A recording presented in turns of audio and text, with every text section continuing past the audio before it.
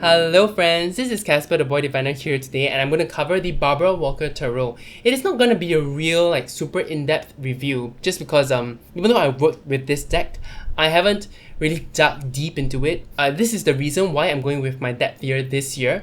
I'm going to try to do more homework and connect with my decks a little better. I just felt like this was a good time to share with you the Barbara Walker Tarot just because, I don't know, I just feel like it's the right time, so it's why I'm doing this video.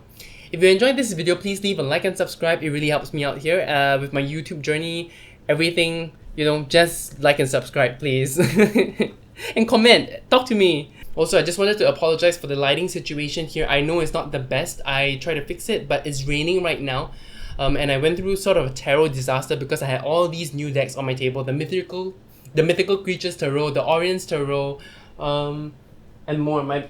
The Carnival Tarot, all my favorite decks are all on the table. It was getting wet. My Open Portals playing cards box is really kind of warping right now, so I'm kind of disappointed in myself. But it's just my fault. Singapore is a humid country. We have monsoon seasons, and I guess I should have kept my eyes peeled for that. I'm looking at the rain right there. The Barbara Walker Tarot is a really cute deck. It's kind of expensive, the original version, so what I bought was the tin version. I love tin tarot decks. They are so handy dandy, and you're not afraid that they get harmed.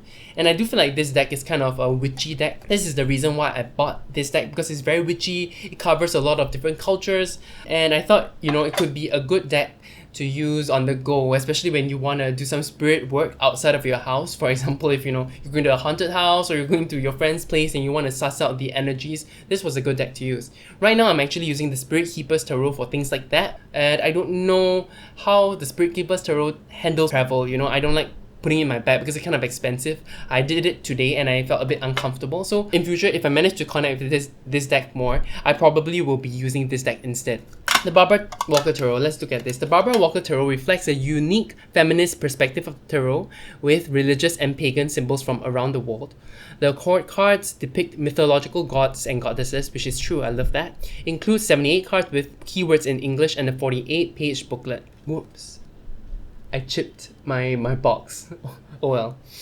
Yeah, but I really do enjoy this deck. And I like how flowery it is outside, so cute, even though that's not how the real deck is. Okay, I'm going to go through the majors quickly first, and then the wands, the swords, the cups, and then the pentacles. I'm hoping that I'll remember to put the timestamps here. This might sound like a first impressions deck just because I have not really dug deep enough, but this deck comes with a companion book that you can buy on the Kindle. So I'm going to put the image here, and I'm going to put in the description links to Amazon for this deck and the companion book. Some of the cards deviate from the RWS, so I don't know if this deck is the best for someone who is really in love with the RWS meanings.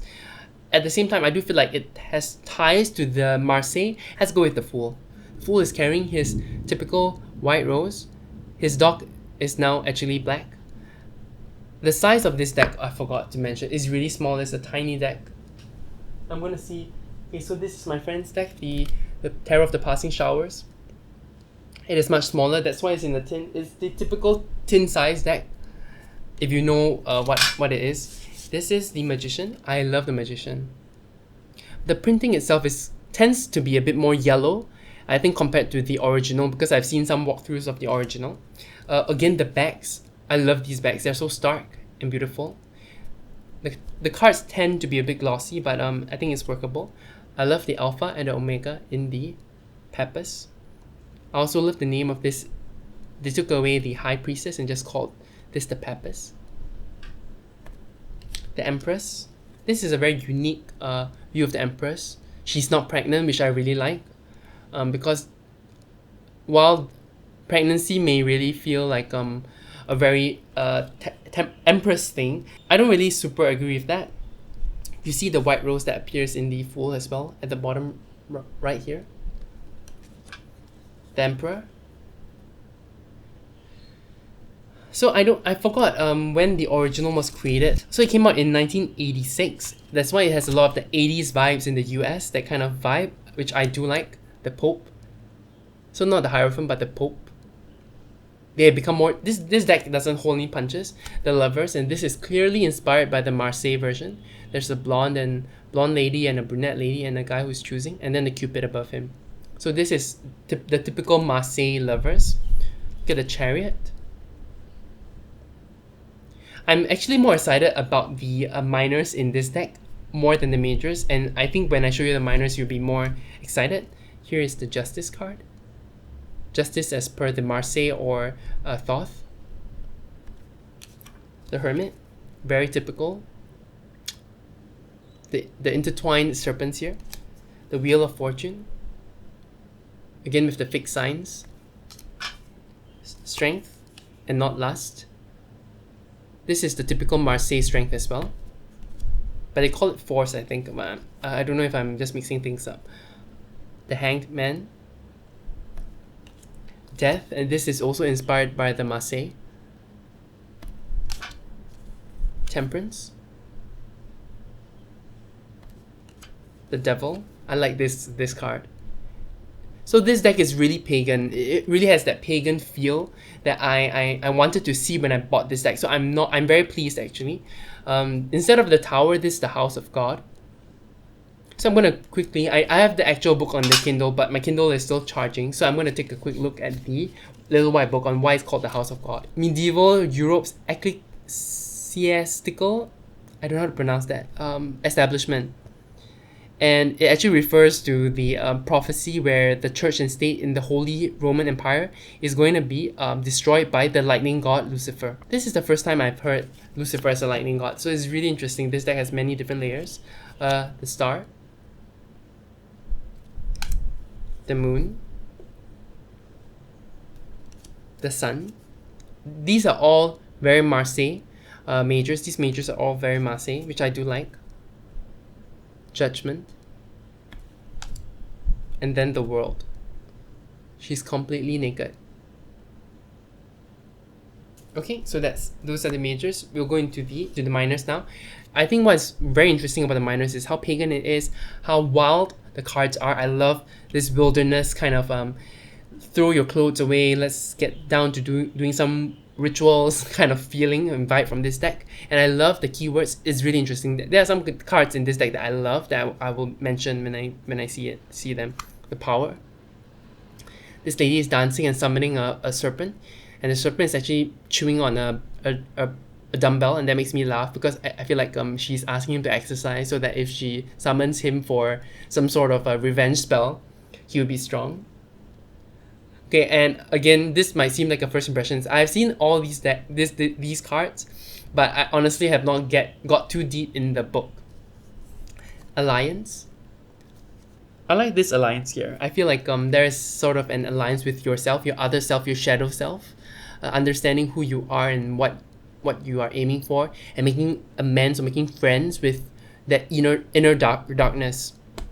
Okay, I'm not one to always preach love and light. I'm definitely not someone like that. So I really like that imagery here because we want to be friends with our shadow. If we don't understand our darkness, there's no way for us to use the light. Okay, Three of Wands, Fate. This reminds me of the 3-in-1, the Triple Goddess, the Maiden Crone Mother, even though the original 3-in-1 didn't have that distinction. And I don't know, I don't believe the 3-in-1 as a original goddess. There was no indication until recent years. I did some research on this because I really like the idea of 3-in-1, especially in the Sandman.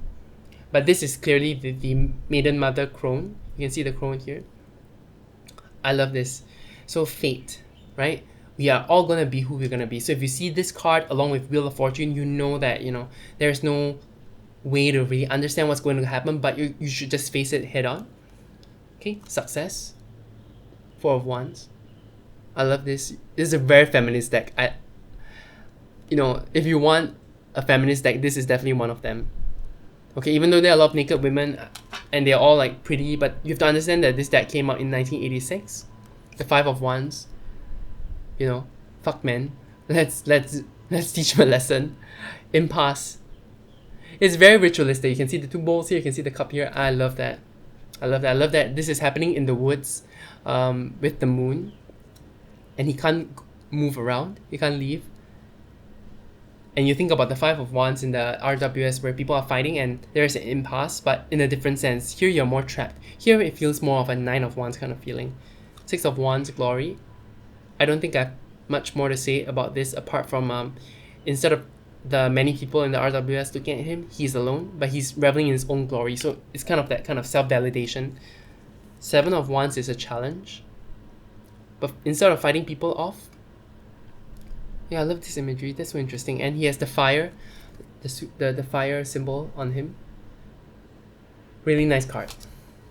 The Eight of Wands, a fall. Instead of speed, this is fall. And he's dropping all the wands. Okay? And he's riding on a Pegasus. So in swiftness, there is that fear of falling. And I think this card is focusing on that fear. Nine of Wands is defense. The man is sick of it, you know. He is sick of being treated this way, and he escaped, then got caught again because he fell down from the Pegasus. You can see some sort of through line. Super interesting. And now he has a knife to defend himself. Ten of Wands is oppression. I really like this imagery. I'm gonna take a look at the little white book. But do you see that this is also a male? Overall, there's competition, you know, between yourself and oppression as well. The little white book actually goes to the cups first before the wands, and I suspect that could also refer to how feminist this deck is, because wands are very male-centric. Like the Gnostic Christians who revered the defeated Lucifer and regarded the triumphant deity as a tyrant. So there's a lot of misuse of power, you know. I think this is meant to be that Lucifer creature. Sorry, not Lucifer creature, but a depiction of Lucifer. And then this card.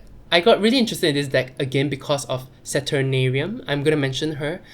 She's another channel that I watch quite often, and she talked about this card being her, where you know there's her vagina eats things, I guess. So this is the Atar Goddess.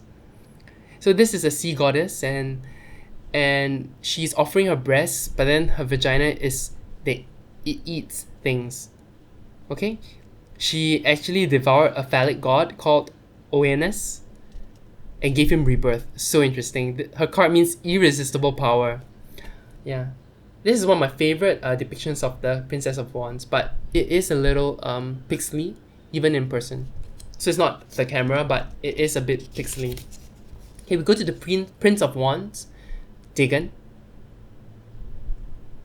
Yeah, the unconventional, the unexpected, the startling.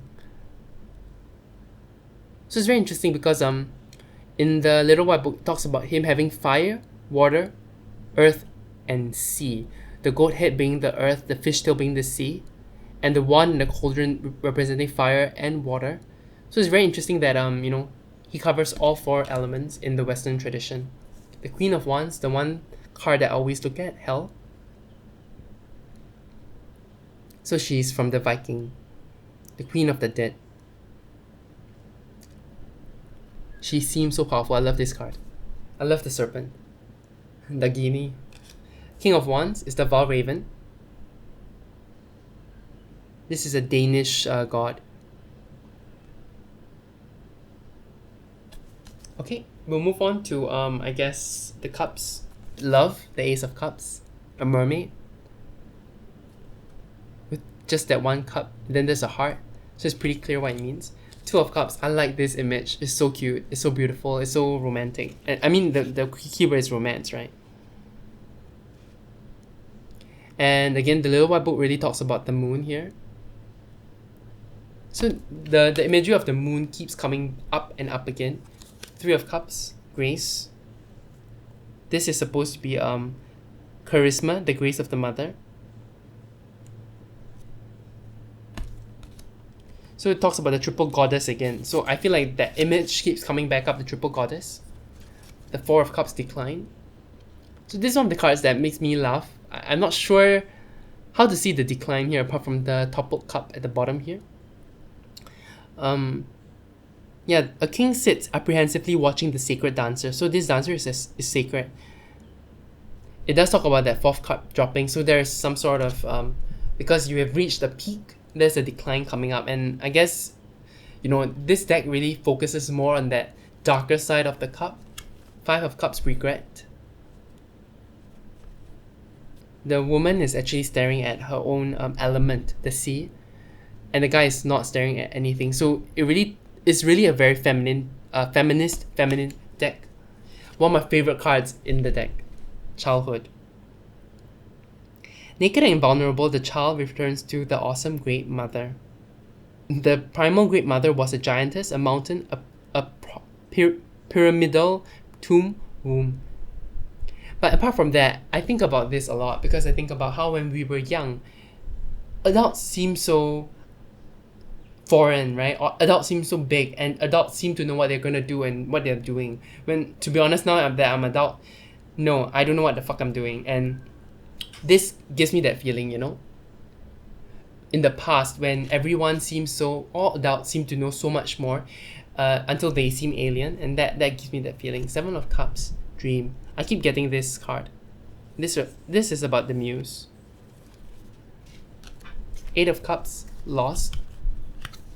I think this is a setter.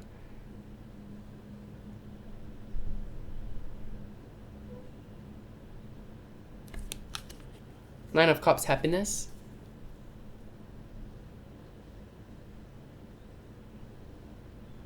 I think this is just quite straightforward if you want to read it just like that. Salvation is the 10 of Cups, which is different from, you know, the usual family focused 10 of Cups. So the seeker is trying to find the holy of holiest through the dark forest on the golden road. Okay, this fairy is meant to be Anima. Okay, the Princess of Cups, Elaine. I'm not familiar with this this goddess. In the Little White Book, it says a lily maid, so I don't know if someone else. Galahad, Prince of Cups. It states that Galahad was the son/lover of Elaine, and his father aspect was Lancelot. So I don't know much about this tradition. If you are interested, you can take a deeper look. Virginal is the Queen of Cups. The Ice Queen. Beautiful but non-sexual. She contributed some of her character to the medieval Holy Virgin. She stands for cold purity. Although I don't like the sense that someone who is not sexual is cold, but I guess she is a goddess in reality in the past. Dewy. This is a Welsh sea god. I really like this imagery. You know, the mountains being his throne and him looking out. I really like this one.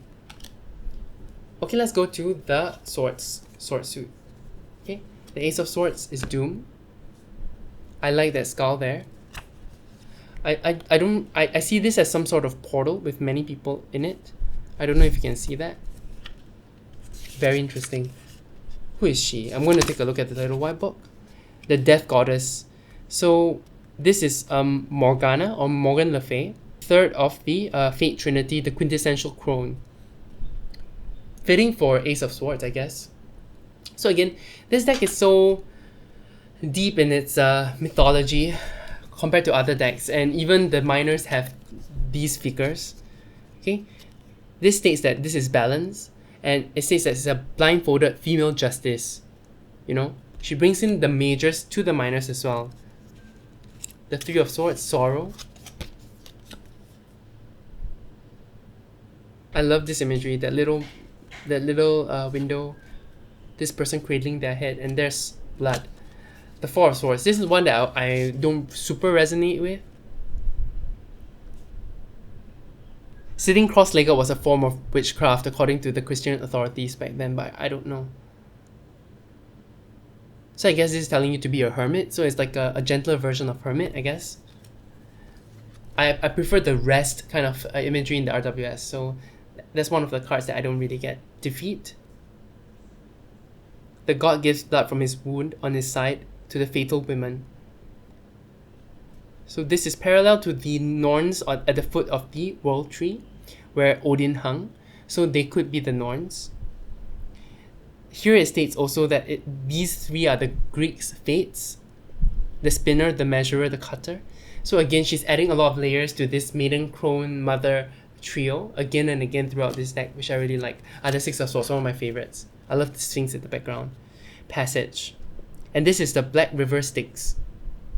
Okay, and the Silent Goddess, the Giant Sphinx. Oh, I really love this card.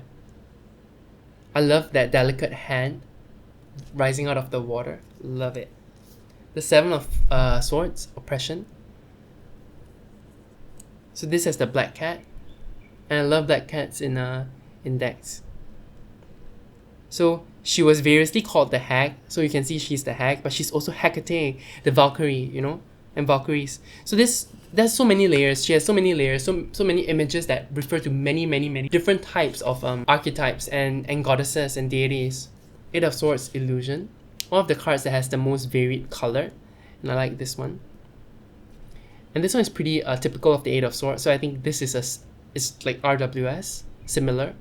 The swords are blocking his way, you know. And then we talk about the Nine of Swords, Cruelty. And this card is really pretty cruel, right? The women surrounding her. I feel like this represents that women against women kind of feeling, where you're dragging people who are on your side down. So it states here, circled by a circle of inquisitors, a young druidess desperately seeks the protection of a tree. So I guess these are not really women, but it's a possibility based on, you know, the card itself when you look at it. The Nine Swords represent the Inquisitor's hatred. So I feel it much more now, just knowing the backstory with the crosses. Ruin, a very visceral card. Okay, the Divine Hero dies bound to the pillar, attended by the black-clad priestess and her bird of doom. This version is Cuchulainn, another god virgin-born hero, sentenced to his ceremonial death by the Celtic crone goddess Maha, known as Morgan, known as Mab, or the Banshee. Okay, I love the layers that she's creating here, the many layers. Okay, the Princess of Swords is Skuld. This is a Valkyrie. Okay, the leader of the Norse Death Angels. Tyr. The yellow flag represents pestilence. The Romans call him Mars. So I guess there's a lot of that violence in him as well. I love this card. This card will never not be loved by me. This Kali. I wish she drew Kali with blue skin, as she's represented usually. But I love that she's squatting over a man and eating his entrails. This is Kali. This is definitely Kali. I really enjoy the Queen of Swords as Kali, and Yama as the King of Swords. I'm stuttering here. I just feel like I like the Emperor Yama as the King of Swords. And I'm not sure if this is also, because I'm trying to remember my own culture and trying to remember whether Emperor Yama was part of the Chinese culture. It's not really stated in this deck. It just says that he's an Asian god with blue skin. So I do recognize that Hinduism, Taoism, all of us, we do integrate some of parts of each other. So I'm really trying to struggle to know if the Yama that I know is the same Yama as this one, but I can't be confirmed. I can't be sure, so I'm not going to talk about that. Okay. The Pentacles, Reward, Ace of Pentacles, Two of Pentacles, Change, and this is very Thoth. This is very Thoth inspired. I don't know if she knows that. Three of Pentacles, Work. So very standard, this one. So among the pictured figures are Sinanus, the horn god, the Greek cross, the cross of Wotan. So many different symbols here. So there's a lot of joint effort, there's a lot of teamwork there. Four of Pentacles, Avarice. I like this card. I really like this one.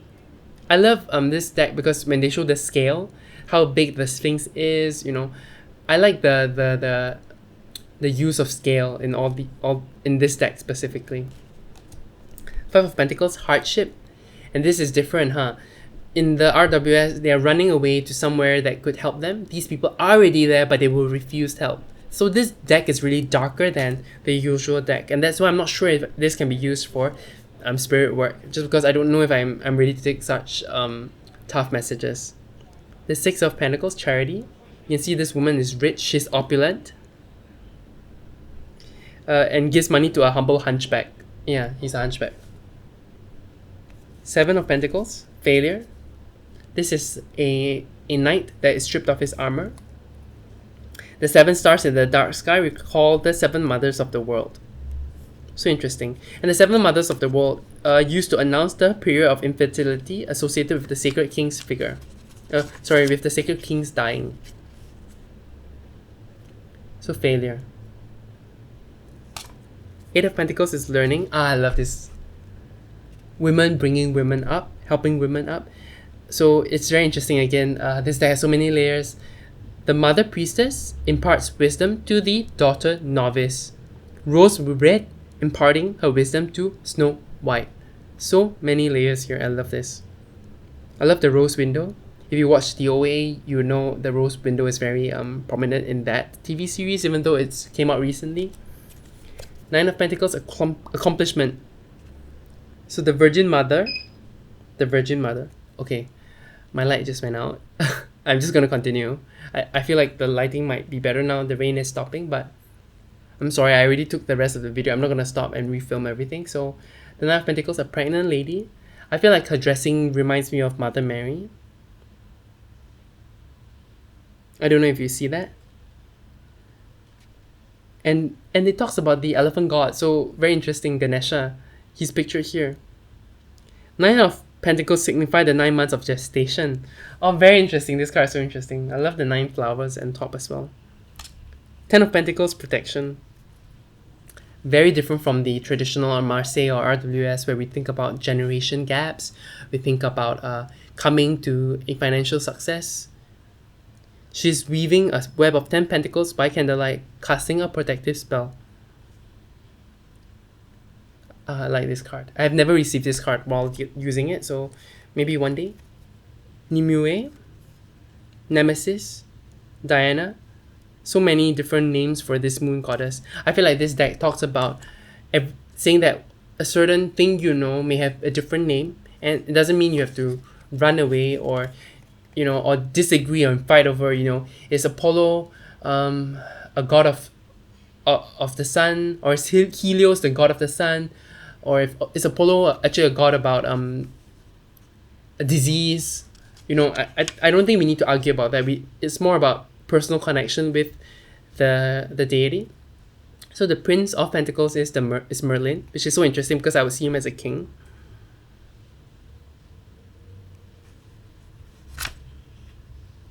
Apparently he was buried by Nimue in a crystal cave. I don't know how true that is. Urda. Oh, I love this imagery. I love the backlighting.